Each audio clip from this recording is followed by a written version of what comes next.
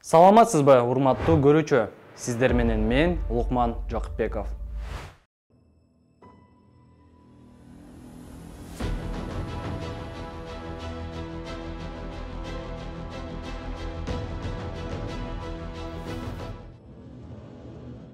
Бүгүнкү чыгарылышыбызда биз адаттагыдай эле мамлекеттик, жарандык кызмат жана муниципалдык кызмат жөнүндө мыйзамынын 15-беренесин бузгандар тууралуу сөз кылабыз.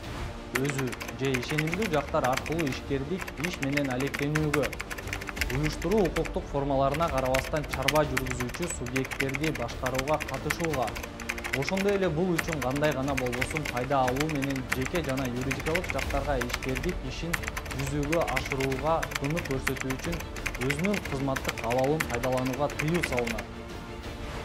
Бүгүн биз Садырбаева Жылдыз Эсенбековна тууралуу сөз кылабыз.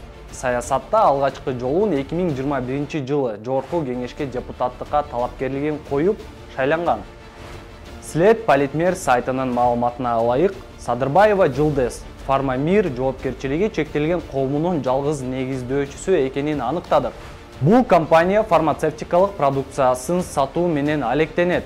Ачык бюджет сайтынын маалыматына ылайык, 2022 жылдын башынан тартып 18 миллион 46 479 сом салык төлөгөн. Бул компаниянын дагы деле иштеп жатканын тастыктайт. Кошумчалай кетсек, салык кызматынын сайтында Садырбаева Жылдыз 2 идентификациялык салык номери көргөзүлгөн.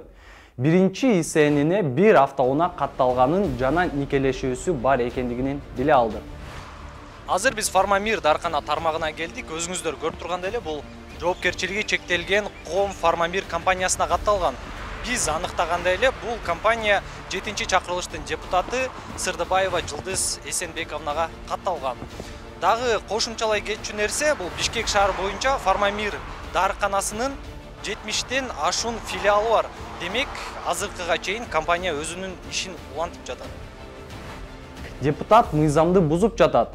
Укук коргоо жана борбордук шайлоо комиссия кызматкерлери бул фактыны изилдеп чара көрүшү керек. Достор, ушуну менен жыйынтыктайм. Кийинки чыгарылышта кайсыл депутат тууралуу айтып берейин. Комментарийге жазыңыз. Кайрадан көрүшкөнчө.